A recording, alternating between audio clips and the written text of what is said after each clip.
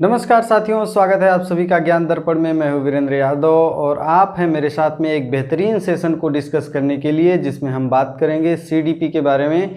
साथियों, child development and pedagogy के बारे में। साथियों, आज ये इस सब्जेक्ट की पहली क्लास है और आगे बढ़ने से पहले मैं आप लोगों से एक बात कहना चाहता हूँ कि यदि आप चैनल को सब्सक्राइब नहीं किए हैं अभी तक तो सब्सक्राइब कर लीजिए और बेल आइकन को प्रेस कर दीजिए ताकि हमारे आने वाले सभी लेक्चर्स की अपडेट आपको मिलती रहे और आपका इस सीरीज में कोई भी लेक्चर मिस ना हो। तो साथियों, सब्जेक्ट जो है बाल विकास एवं शिक्षण शास्त्र के बारे में हम लोग यहाँ पर पढ़ने वाले हैं। तो इसके बारे में आप थोड़ा सा ब्रीफली मैं आपको बता दूं कि ये बहुत ही प्रैक्टिकल सब्जेक्ट है, बड़ा ही व्यवहारिक सब्जेक्ट है। हम जो भी चीज़ें यहाँ पर डिस्कस करेंगे, जो भी कॉन्सेप्ट यहाँ पर डिस्कस करेंगे, वो सारी कॉन्सेप्ट को आप अपने डेली लाइफ और प्रैक्टिकल तौर पर आप देख सकते हैं। अपने आसपास जो चीज़ें हो रही हैं उनसे आप आसानी से रिलेट कर सकते हैं और बड़ा ही मज़ेदार सब्जेक्ट है। इस सब्जेक्ट को पढ़ने में काफ़ी मज़ा आने वाला है। तो आप सभी लोग, बड़ा ही मज़ेदार सब्जेक्ट है। तो आज हम लोग इस सब्जेक्ट की पहली क्लास को स्टार्ट करते हैं एक बेसिक डेफिनेशन से, जो कि बाल मनोविज्ञान की डेफिनेशंस है। जैसे कॉन्सेप्ट है, कॉन्सेप्ट ऑफ चाइल्ड डेवलपमेंट की बात करते हैं तो देखिए, गर्भावस्था से लेकर किशोरावस्था तक बच्चे का जो डेवलपमेंट है वो किस तरीके से हो रहा है, उस बच्चे के अंदर क्या क्या चेंजेस आ रहे हैं, उन सारे चेंजेस के बारे में जो अध्ययन किया जाता है वो बाल विकास के अंतर्गत आता है। तो अभी यहाँ पर देख लीजिए कि ये जो डेफिनेशन है कि यह बच्चे के जन्म से किशोरावस्था तक के मन तथा व्यवहारात्मक विकास पर ध्यान देता है। तो मन तथा व्यवहारात्मक विकास मतलब कि बच्चा गर्भावस्था के दौरान किस तरीके से बिहेव करता है, आफ्टर बर्थ वो किस तरीके से बिहेव करता है, और जैसे जैसे उसकी एज बढ़ती है उसके मन में और उसके व्यवहार में किस तरीके के परिवर्तन आते हैं, उन सारे परिवर्तन का अध्ययन हम लोग करते हैं इस सब्जेक्ट में। तो मन का अध्ययन करते हैं तो हम यहाँ पर लिख सकते हैं कि बाल विकास के अंतर्गत हम मनोवैज्ञानिक अध्ययन करते हैं, मनोवैज्ञानिक अध्ययन करते हैं। और व्यवहार का अगर बात करें तो व्यवहार किस चीज़ में आ जाएगा, बच्चे के सांवेगिक परिवर्तन को हम देखते हैं। सांवेगिक का मतलब हो जाता है इमोशनल परिवर्तन, इमोशनली बच्चा स्टेबल हो रहा है या चेंज, उसमें क्या किस तरीके के चेंजेस आ रहे हैं। और जैविक परिवर्तन, जैविक परिवर्तन को भी हम लोग बाल विकास के अंतर्गत देखते हैं। तो अभी देखिए, हमने बात की कि बच्चे का जो डेवलपमेंट होता है गर्भावस्था से किशोरावस्था के दौरान वो डिफरेंट स्टेजेस में होता है। तो स्टेजेस को कैटेगराइज किया गया है। जो मनोवैज्ञानिक्स हैं, जितने भी मनोवैज्ञानिक हैं, वो अपने अपने हिसाब से इन स्टेजेस को, मतलब गर्भावस्था से किशोरावस्था के दौरान जो बच्चे का डेवलपमेंट है उनको नंबर ऑफ स्टेजेस में डिवाइड किया हुआ है। यहाँ पर हम बेसिक एक जनरल देख लेते हैं, उसके बाद आगे चलकर जैसे जैसे हम लोग क्लास में आगे बढ़ेंगे, सब्जेक्ट में आगे बढ़ेंगे, वैसे वैसे हम देखेंगे कि जितने भी साइकोलॉजिस्ट हैं, मनोवैज्ञानिक हैं, वो किस तरीके से इस जो डेवलपमेंट स्टेजेस हैं उनको कैटेगराइज किए हुए हैं। तो यहाँ पर एक जनरल स्टेजेस देख लेते हैं कि क्या क्या अवस्थाएं होती हैं एक बच्चे के गर्भावस्था से किशोरावस्था तक डेवलप होने के दौरान। तो सबसे पहले हम लोग देख लेते हैं जो अवस्थाएं होती हैं prenatal development. Prenatal development का मतलब होता है कि प्रसव पूर्व अवस्था, मतलब गर्भावस्था आप मान लीजिए। तो गर्भावस्था की जो स्टेज होती है वो कितने दिनों तक होती है। तो यहाँ पर जो गर्भावस्था की स्टेज होती है वो 9 मंथ एंड 10 डेज, 9 महीने 10 दिन मानते हैं। अब इसी को आप इस तरीके से भी देख सकते हैं कि 9 महीने 10 दिन हो गया टोटल कितने वीक होती है, क्वेश्चन पूछ लिया जाता है। ये काफ़ी इंपॉर्टेंट पॉइंट है यहाँ पर कि ठीक इसी पर आपको सीटेट में क्वेश्चन देखने को मिल जाता है कि गर्भावस्था की जो स्टेज होती है वो कितने दिनों तक होती है। तो 9 मंथ 10 दिन।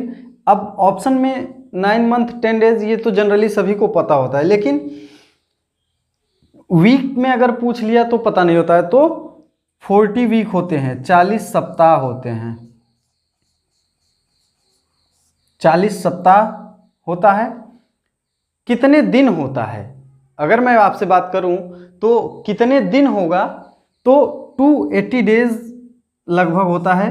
तो आपको ये चीज़ें ध्यान रखनी होगी। 280 डेज तक गर्भावस्था का काल रहता है, तो जिसको हम लोग बोलते हैं प्री नेटल डेवलपमेंट। अब प्री नेटल डेवलपमेंट के बाद आ जाता है द नियोनेट। नियोनेट का मतलब ये होता है नवजात। नवजात, जो नवजात शिशु होता है उसको कितने दिन तक इस कैटेगरी में रखा जाता है। बच्चे का जन्म हो गया, अब जन्म के बाद 14 दिन तक 14 डेज वो नवजात की कैटेगरी में आता है। तो नवजात की कैटेगरी में वो 14 डेज रहता है। ये चीज़ें आपको याद रखनी है, ये क्वेश्चन में सीधा एग्जाम में सीधा पूछा जाता है। उसके बाद आता है बेबीहुड। बेबीहुड जिसको बोलते हैं शैशवावस्था। शैशवावस्था, और ये जो शैशवावस्था होती है ये होती है 14 डेज के बाद, 14 डेज से 2 साल तक, 2 ईयर तक जो होता है वो शैशवावस्था की कैटेगरी में आता है। जैसे जैसे बच्चा डेवलप बड़ा होता जाता है उसकी जो स्टेजेस है वो बदलती जाती हैं। प्रीनेटल गर्भावस्था के दौरान वो 9 मंथ 10 डेज या 40 वीक या 280 डेज तक वो गर्भ में रहता है। उसके बाद आफ्टर बर्थ नवजात शिशु के कैटेगरी में आ जाता है, और नवजात शिशु की कैटेगरी में 14 डेज तक होता है। और बेबीहुड जिसको हम लोग बोलते हैं शैशवावस्था, और शैशवावस्था 14 दिन के बाद से 2 साल तक उसकी कैटेगरी रखी गई है। अभी चाइल्डहुड की बात करें, नेक्स्ट जो स्टेज आती है वो आती है चाइल्डहुड। और चाइल्डहुड की बात करें तो चाइल्डहुड में इसको बोलते हैं बाल्यावस्था। बाल्यावस्था, और बाल्यावस्था की जो एज होती है वो 2 ईयर से लेकर 12 ईयर तक मानी जाती है। अब 2 ईयर से लेकर 12 ईयर तक ये जो बाल्यावस्था मानी जा रही है, इसमें 2 चीज़ें होती हैं। एक होता है उत्तर बाल्यावस्था और एक होता है पूर्व बाल्यावस्था। तो इसको हम लोग आगे कैटेगराइज करेंगे। तो जो उत्तर बाल्यावस्था होता है वो 2 से 6 ईयर तक होता है, और जो पूर्व बाल्यावस्था होता है वो 2 से 6 होता है, और जो उत्तर बाल्यावस्था होता है वो 6 to 12 ईयर तक होता है।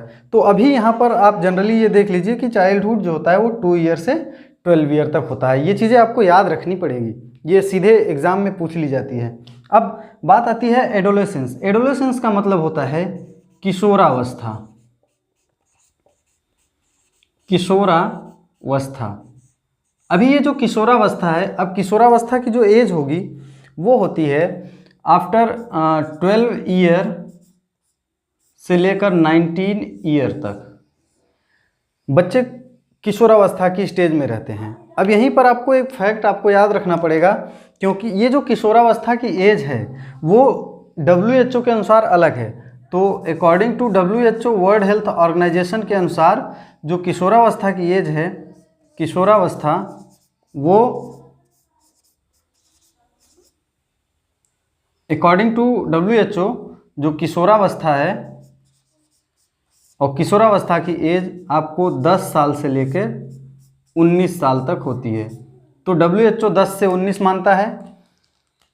तो आपको यहाँ पर ये फैक्ट आपको याद रखना पड़ेगा, काफ़ी इंपॉर्टेंट फैक्ट है। तो जो किशोरावस्था की एज है वो WHO के अकॉर्डिंग कितनी है, 10 साल से 19 साल है। तो ये जो स्टेजेस हैं, इन स्टेजेस में किस तरीके से बच्चे का मनोवैज्ञानिक डेवलपमेंट हो रहा है, इमोशनल डेवलपमेंट हो रहा है, जैविक उसका किस तरीके से डेवलपमेंट हो रहा है। जैविक डेवलपमेंट से मतलब आप समझ रहे हैं, जैविक डेवलपमेंट से इसका मतलब ये है कि बच्चे की हाइट, लेंथ, ग्रोथ, वेट और किस तरीके से उसका विकास हो रहा है, किस तरीके से उसके शेप में परिवर्तन आ रहा है।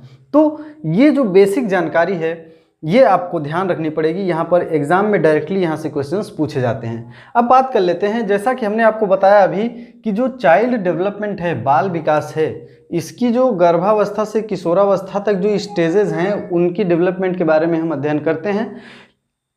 जो डिफरेंट साइकोलॉजिस्ट हैं, जो मनोवैज्ञानिक हैं, वो अपने अपने अनुसार ये जो बाल विकास है इसकी डेफिनेशन दिए हुए हैं। तो यहाँ पर कुछ इंपॉर्टेंट डेफिनेशंस हैं जो हम यहाँ पर देख रहे हैं, तो इसके बारे में देख लेते हैं कि क्या बोलते हैं। तो जो बर्क हैं, ये बर्क मनोवैज्ञानिक हैं, इनके अनुसार बाल विकास की जो परिभाषा है वो क्या है कि बाल विकास मनोविज्ञान की वह शाखा है जिसमें व्यक्ति की जन्म पूर्व अवस्था से, देख लीजिए, जन्म पूर्व अवस्था से परिपक्वता तक, मैच्योरिटी तक होने वाले सभी परिवर्तनों को स्पष्ट किया जाता है। तो बर्क के अनुसार क्या है, जन्म पूर्व अवस्था से परिपक्वता तक। तो जब जन्म पूर्व अवस्था से परिपक्वता तक की बात हो रही है तो इसका मतलब कि बर्क बोलते हैं जन्म पूर्व अवस्था कौन सी अवस्था है, प्रीनेटल।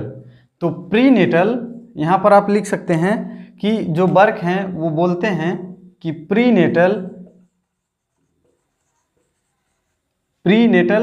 Stage two maturity. अगर आप इतनी सी बात, एक लाइन याद रख लेते हैं तो आपका काम हो जाएगा कि बर्क क्या बोलते हैं कि बाल मनोविज्ञान प्रीनेटल टू मैच्योरिटी तक उसके सभी परिवर्तनों को अध्ययन को कहते हैं। अब वहीं पर जेम्स ड्रेवर की बात कर लीजिए। तो जो जेम्स ड्रेवर हैं, जेम्स ड्रेवर, इनके अनुसार बाल मनोविज्ञान की वह शाखा है जिसमें जन्म से परिपक्वता तक विकसित हो रहे मानव का अध्ययन किया जाता है। तो जेम्स ड्रेवर बोलते हैं जन्म से मतलब बर्थ टू मैच्योरिटी,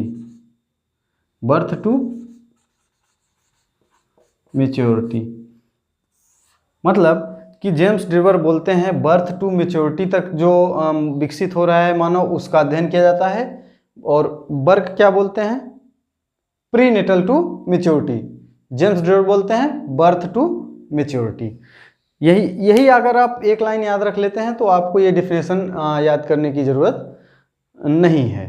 तो क्रो एंड क्रो, एक साइकोलॉजिस्ट ये भी हैं, क्रो एंड क्रो, ये बोलते हैं कि बाल विकास वह मनोवैज्ञानिक अध्ययन है जो व्यक्ति के विकास का अध्ययन गर्भकाल के प्रारंभ से किशोरावस्था के प्रारंभ तक रहता है। अब क्रो एंड क्रो बोलते हैं कि गर्भकाल के प्रारंभ से, जब कंसेप्शन हो रहा है, to adolescence.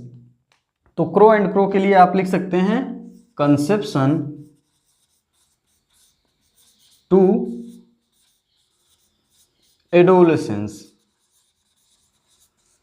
Conception to adolescence तक जो डेवलपमेंट हो रहा है वो उसका अध्ययन करते हैं हम बाल विकास में। तो ये जो डिफरेंट मनोवैज्ञानिक है इनके अनुसार ये कुछ डेफिनेशंस थे, इसमें आप लोगों को ये थोड़ी याद रखने की ज़रूरत है, आप इसको याद रख लीजिएगा। अब नेक्स्ट हम देखते हैं, दो चीज़ें होती हैं, डेवलपमेंट, एक विकास और एक वृद्धि।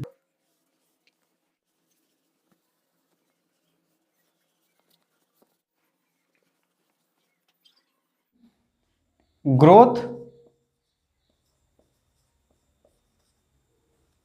And development.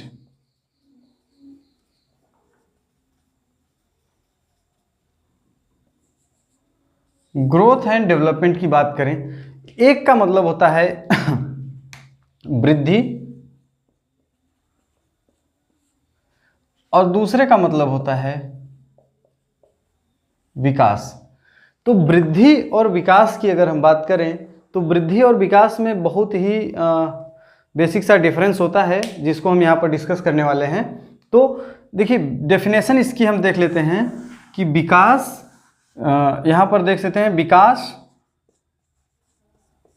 एक ऐसी प्रक्रिया है, एक ऐसी प्रक्रिया है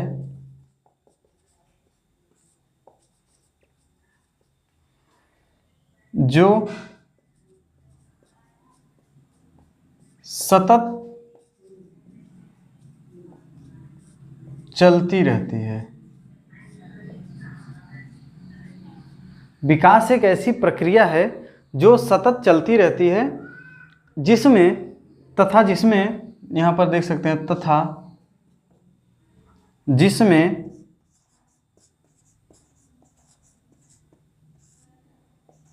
मात्रात्मक या इसी को बोलते हैं परिमाणात्मक। अभी इन शब्दों से कंफ्यूज मत होइए, अभी हम इन सारी चीज़ों का मतलब आपको अलग अलग से समझा सकते हैं।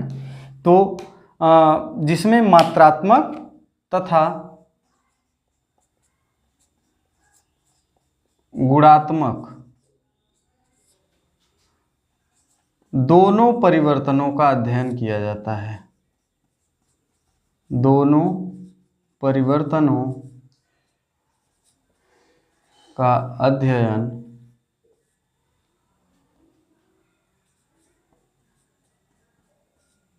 होता है।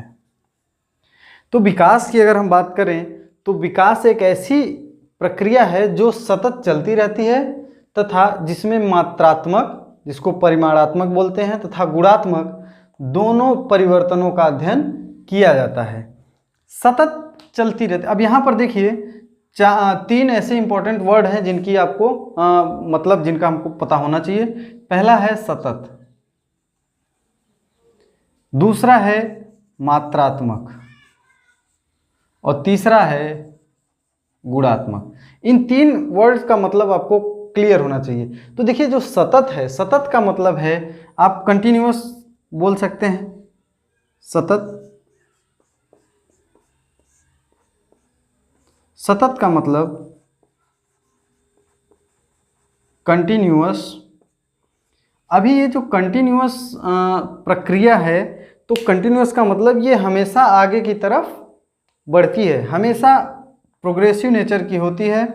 तो ये हमेशा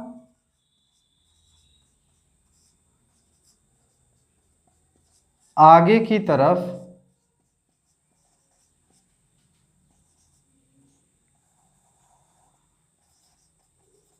बढ़ती है,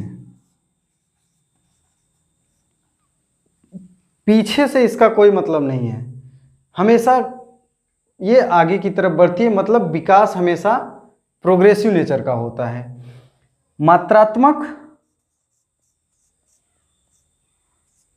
मात्रात्मक का मतलब ये है कि क्वांटिटेटिव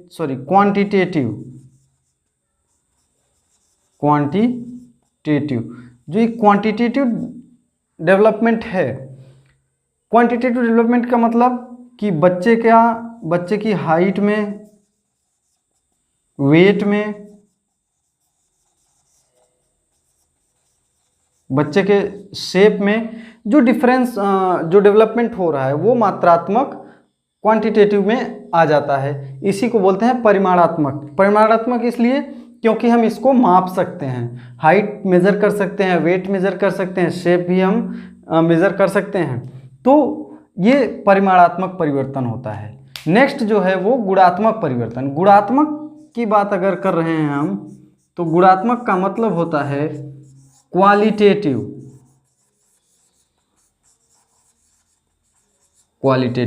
और ये जो क्वालिटेटिव डेवलपमेंट हो रहा है, इस क्वालिटेटिव डेवलपमेंट में क्या क्या चीज़ें आ जाएंगी, जैसे बच्चे की जो मानसिक विकास है,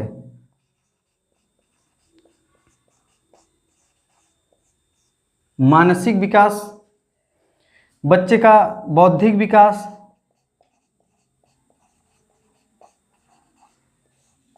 बच्चे का सांवेगिक विकास,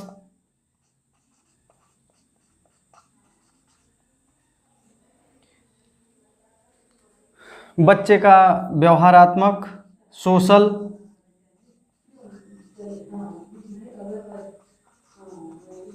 तो व्यवहारात्मक, ये जो चीज़ें हैं ये क्वांटिटेटिव डेवलपमेंट में आ जाती हैं। अब ये चीज़ें अमूर्त होती हैं, ये चीज़ें दिखाई नहीं देती हैं, इसका मापन हम कर नहीं सकते, तो ये क्वालिटेटिव डेवलपमेंट में आता है।